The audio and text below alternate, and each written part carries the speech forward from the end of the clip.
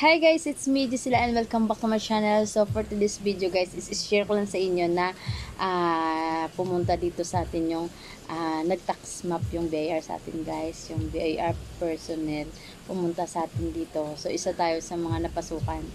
So yung is-share ko lang yung mga kailangan yung i-represent or hinahanap nila guys dito sa tindahan nyo na itong mga bagay-bagay na to ay kailangan na sa tindahan nyo lang palagi. Huwag dalhin kung saan-saan. Yes, guys.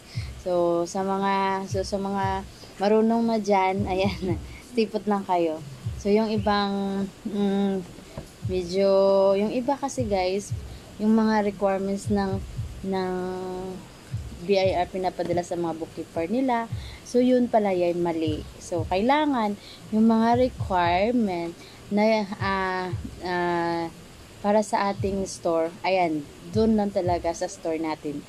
Kasi, may visit, sila, kumbaga, surprise visit sa every store. So, tayo ay isa doon. So, napuntahan kami dito. Ayan, thank you so much. At least, mas okay din mapuntahan para kung malaman mo kung anong pagkakamali, di ba? So, yun na nga, share ko na sa inyo. So, ito guys, hinanap sa akin. So, tine-check ito. So, yung iba palang mga ganito guys ay iba. Yung cash invoice talaga. So, yung iba pala yung mga basta mga iba-iba kasi guys. Pag service, halimbawa, shop ka, pang-cutting shop, yung barber shop ka, iba din pala, hindi ito. May iba, may tinatawag na hindi ko alam, basta. So, sine-check na meron ding store na para sa akin na ang ginagamit nila hindi ito, hindi ganyan, hindi cash invoice. Iwan ko ano ba. So, pinaulit o pinaano sa kanila, pinaayos or pinagawa ulit ng cash invoice talaga as in ganito cash invoice siya kailangan. So, check tayo dito. So, guys, nakita lang na kailangan talaga, guys, ito ay naka-carbon copy. So, medyo ano mo lang yung carbon dito at saka dito. So, kailangan talaga, siya. And then, laging bago. Kailangan kasi, guys, ay hindi siya ganito. Ayan. Mababasa talaga guys. Ayan, ganun siya sa dito sa cash invoice natin. Dapat klaro yung dito, item na sinusulat mo. Parang ganun siya. Dahil hindi sinasang-ayunan yung mga blurred. Kailangan bago lagi yung ating carbon. Yes, ito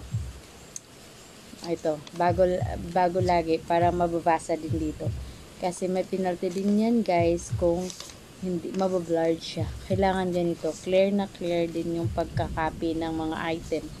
Yes, alright, check dito tayo guys. And then halimbawa pumasok siya sa atin ay nung May 14. So, nag-end talaga tayo dito guys ay May 13. So, pumasok sila ng May 14 ng umaga. So, okay pa din guys kasi hindi pa tayo nakaposting ng May 14, diba? Aga pa man nun. So, wala pa tayong may na-issue ang customer. So, okay lang. Okay din. Importante yung May 13 mo full na. At saka next guys ito. Yes, guys. Yun, dagdag ko dito. Ito pala guys ay wala na. Akong dati guys, ito ay ma-expiration to 5 years, diba? So, ito pa. So, marami pa ako pinaubos na lang yung sabi ng personnel na pumunta. Di pa, ubos na lang dito kahit yun. Ma-expire na siya dito. Pero, okay lang, ituloy lang din. Nagbago na naman nung year 2022. Ayan, wala na dito expiration. Ayan, wala nang lifespan yung ating resibo. So, ayan, tatanggalin na. Pero sa akin, meron pang nakalagay dito. Pero okay na yan. Paubusin na lang natin. So, 2 stub na kailangan. Ayan, mag-report ka na dun at para magpagawa ka na ulit ng ganito. So, parang ganyan siya. And then, dito naman tayo guys. So, check nila yung ating yung bago ngayon guys, yung online, yung oras tawag na nun. So, dapat i-update mo na yan dahil ito yung luma natin guys, lumang required. So, nagbabago ng lahat. So, bumago na siya. Dapat online na tayo. Parang pa-online mo na. Tapos hindi ko maintindihan pero alam natin yan pagdating ng panahon. So, ngayon guys, kasi marami-rami pa to. Ito yung columnar natin at saka tinatawag ito na general ledger. Parang ganun. So, pina-check ko din sa kanila kasi akala nila wala to tatak. Sabi ko, kailangan ko pa talaga mag-online sa ngayon. Tapos niya, oo. Tapos pinakita yung, pina-check ko muna yung book. So, kung mapacheck ng book, ganito. Tapos, marami-rami pang hindi nasulatan kasi kabago lang guys. Yan. So chine-check niya, okay na daw. Okay pa daw ako. Kahit hindi pa ako mag-update na lang ako, pero okay pa din book ko na ito guys. Yes, kasi may tatak pa to. Tapos marami-rami pa siya. So, okay lang. For the go lang tayo. So, hindi na tayo gagawa pa muna ng panibagong book. So, ubusin muna natin to. And then, chine-check din kung may tatak to. Yan, yes, may tatak din pa rin guys. Patatak natin to sa office.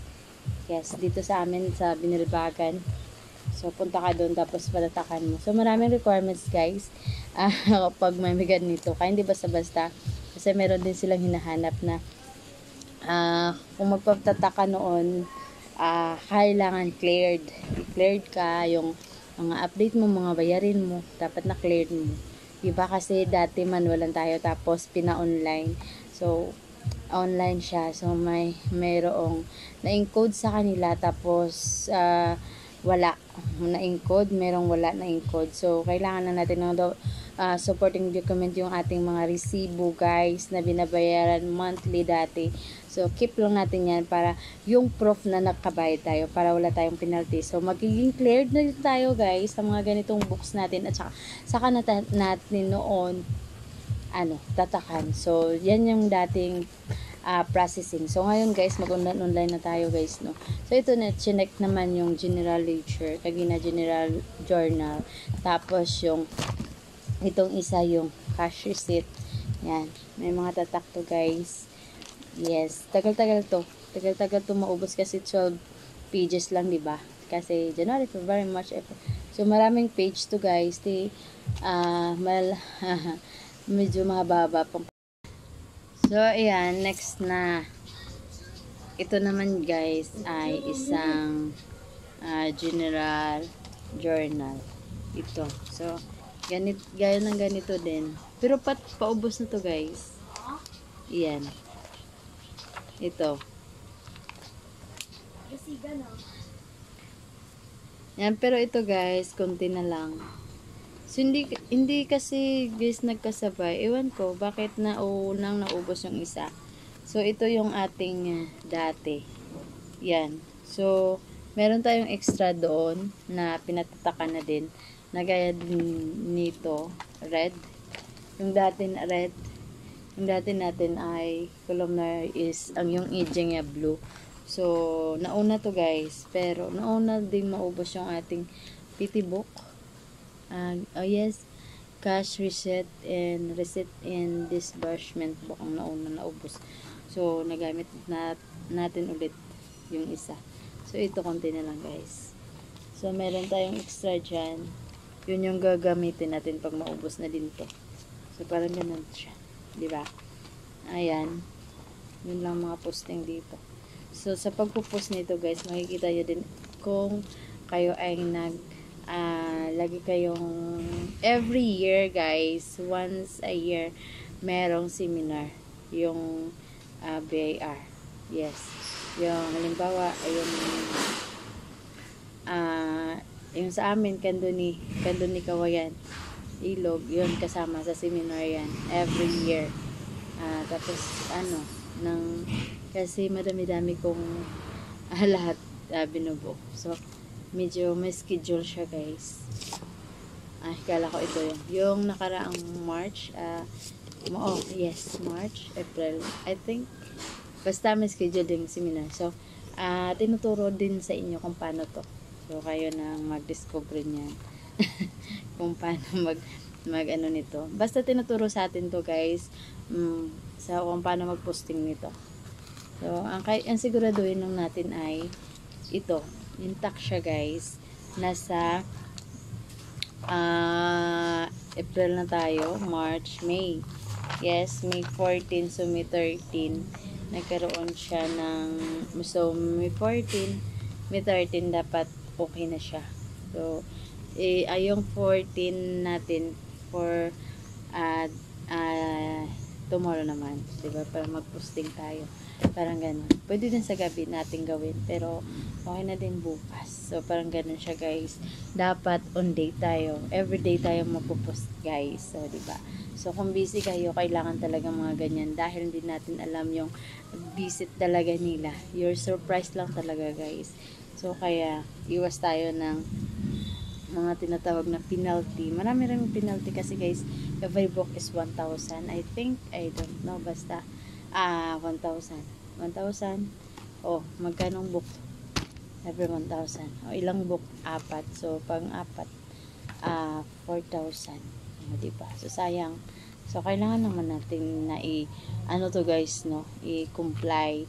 So, yeah, you must, ano lang, magiging, ano ka lang talaga, masipag ka lang magsulat. So, wala kang penalty na maibigay. O, wala kang penalty na maasahan talaga pag, ayun. So, ito naman yung ating PT book. So, ganun pa din, guys. May tatak to, guys. Yes. Dito yung may perma. Tapos, ito. So, kung saan kang, ano, meron volume number 11. So, volume number 11 na tayo sa books natin, guys. Merang ganyan-ganyan. Registered September, mga ganun, guys.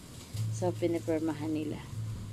As in, ganyan lang. So, parang ginaganon na natin. Yung iba kasi, guys, napuposting sila, akala nila okay lang mga ganito. Tapos, walang posting pang BF. No. Bago ka magamit nito, guys. Itong ginamit ko, guys, dahil makapal. Tapos, ayun. Initiative na nga, guys. Dahil, at saka, durable. So, hindi natin talaga, guys, maiwasan yung note, yung mga note natin na maliliit, na mga grade notes natin. So, madali siyang guys, maubos, saka madali siyang magising, yung masira. So, ito, guys, sobra. So, ito na lang minabuti kong pinatatakan dati. So, para, diba? Tagal-tagal na siya. So, pang ilang books ko na to, guys. Tagal siyang maubos din dahil 500 pages to. Tapos, ang nagkaroon na lang ay magiging every 30 days, diba? So, 6 months, 12 months, tapos 30 days. So, kunti. Dugay pa. Tagal pa, diba? So, guys, yun lang. Ito, kailangan nakaposting to sa inyo. Ito, yung registered, tapos yung SBIR receipt, tapos, mga ganito, guys. Tapos, ayan, lagyan ka ng sticker. Diba? Tapos, meron siyang binibigay na OR. Parang ganun pa. Tapos, nakalagay doon na no violation. Parang ganun. So, ganyan tayo, guys. May no violation form tayo dito. Ewan ko kung saan ko nalagay. Basta dito lang sa akin. So, may nakalagay dyan na no violation sa binigay nila. So, ito, guys, may form tayo na, may form na ibinigay sa atin. So, parang ganyan lang sa guys. So, guys, dito na lang. Bye! Thank you so much, guys, for watching.